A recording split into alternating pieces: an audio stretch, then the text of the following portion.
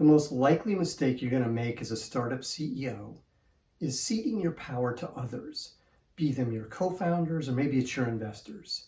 And when you cede your power to others, you create a vacuum. And when you create a vacuum, there's confusion and problems with execution, and potentially you can lose your company.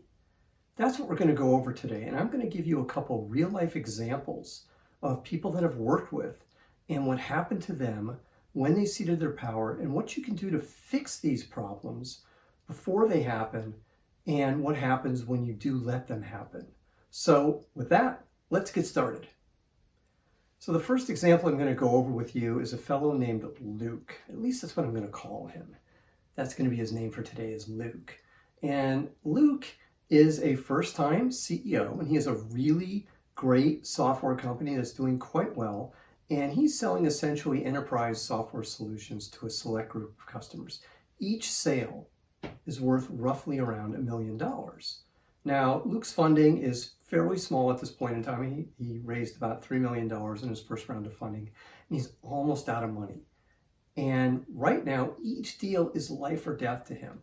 Now, he has two other co-founders, and one of the other two co-founders, he decided to give the responsibility of closing a major $1 million deal. And what do you think has happened with that deal? Well, it hasn't closed. There have been issues. The real issue, quite frankly, is his co-founder has no experience in sales. He's never done it before. So what happens here? Well, you've created your own problem. So when Luke brought this up to me, I said, well, why are you giving this to him? Well, he wanted to do it, Luke said. And I said to Luke, well, man, you got to do something about this, because if you don't, he's going to screw it up. I think I used stronger language than that, but you get the idea. Because there's no way a big customer, imagine you're going to give somebody $1 million, a small company $1 million. Are you going to give it to somebody who's never sold before? Or are you going to talk to the CEO and maybe want to close the deal with the CEO? Well, what I told Luke to do was pretty obvious. I said, you know what? You have to close this deal yourself. You've got to take over. You're going to have to deal with the bad feelings that your co-founder is going to have, but you've got to take over and you've got to close the deal. You've got to make it happen, because this is a life or death decision, and life or death decisions for small startups, you, the CEO, you've got to do it, Luke. So Luke took my advice, and guess what's happened? He's closed the deal. Company survives. That's example number one that I wanted to go over with you. That's what happens. So he created an issue, but he solved it by jumping in. Now let's go over my second example. This CEO we're going to call Terry. And Terry's issue is an engineering issue. Now, Terry is a brilliant technologist. That's what makes this even crazier. But let me tell you what's going on with Terry's company. They're almost out of money. They have money for maybe the next 6 months. That's it. And they're going to raise, in fact, as of yesterday, I can tell you they've successfully raised their next round of funding, or at least they got a term sheet for it. So not successfully yet because the money's not in the bank. And one of the key contingents here is, again, they're selling big ticket items. Big ticket items. Each item here is millions of dollars again, so lots of money involved. And they have to demo their product before people will buy it. That's part of the prerequisite. So you have to do a demo, and you have to show the customer how it works. Fairly straightforward how to do this. But the engineering team isn't very disciplined. Now, Terry's a technologist. It's his technology. It's his love of the technology which has allowed this company to start and to hopefully thrive. And what's happened? Well, Terry's very hands-off with his engineering team. He's letting his CTO manage the issue, not him. And the CTO, by his own admission, isn't a great engineering manager.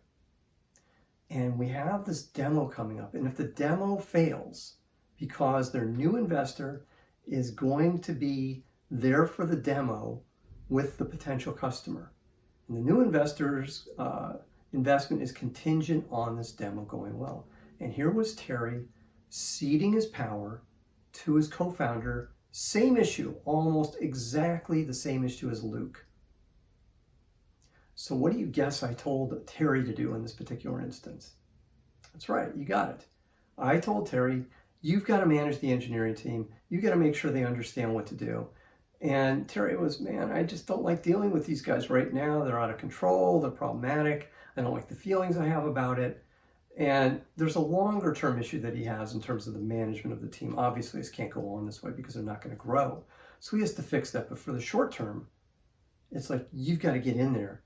You have to manage it. Don't give your power away. So that's what Terry's done. We don't know what the answer is going to be on this, but I'm expecting the result is going to be good because I don't think it's too complex technically what's going on here. He just needs to manage the situation as unpleasant as it is. So those are your two examples. Now that we've gone through the two examples of what's going on here, and they're really similar, right? Ceding your power to a co-founder. Now, by the way, it could be an investor. It's a classic thing that we do. As startup CEOs, we think we need our investors' approval for something that we don't. What do you think I should do here, investor? Well, if you ask an investor a question, they're going to give you an answer. And you may not like the answer. Now, here's the thing. Here's the similarity, and here's the thing with all these examples. You're the CEO. You're the leader. Lead. Take charge. Don't give your power away unnecessarily. It's a cardinal sin to do this. It's a classic thing that most first-time startup CEOs do. We all tend to do it. We give away our power when we shouldn't. Don't do it. Keep control. Keep the authority that you have. You're there. Your team respects you. Your team wants you to win. They do. And they want to support you and they want to believe in you. So don't cede your power. Take control of the situation. Manage it. Don't be afraid to manage it. Don't be afraid to lead because your team, again, wants you to lead. That's the thing. So that's the real lesson here with these particular situations is take control of the situation. Don't give your power to somebody else, especially on a potentially company killing project, exercise, demo, whatever it is. Don't do it. You're there for a reason. You're the leader. Your team wants you to lead. Even really good people, in fact, especially really good people, they want you to lead. They're expecting you to lead. So lead them, guide them. Don't be afraid to take charge. Don't be afraid to dig in and just do it. So that's the lesson here today. Let me go over it one more time because it's so critical. Don't cede your power to somebody else. Don't give your power away. You have huge authority as a CEO. Use it, especially when it's company killing exercises that are going on. When you have something where it's, if you fail, the company goes away, those are the ones that you've got to personally manage. You've got to personally jump in. And you know what? Especially, let me just go over one more thing for you. For sales, especially you, the CEO, are always going to be the best salesperson. So get out there and sell. Even if you're the geekiest engineer ever, get out there and sell because you're going to be the best salesperson your company has for the life of the company. Don't be afraid of it. Embrace it. Take charge. Take control. Close those deals. Manage the engineering if you need to. Do what you have to keep the company going. Don't let it be somebody else's fault because guess what? You can't point your finger at anybody else. Those days are gone. You're the CEO. Run your company. I'm Brett at brettjfox.com. Have a great, great day.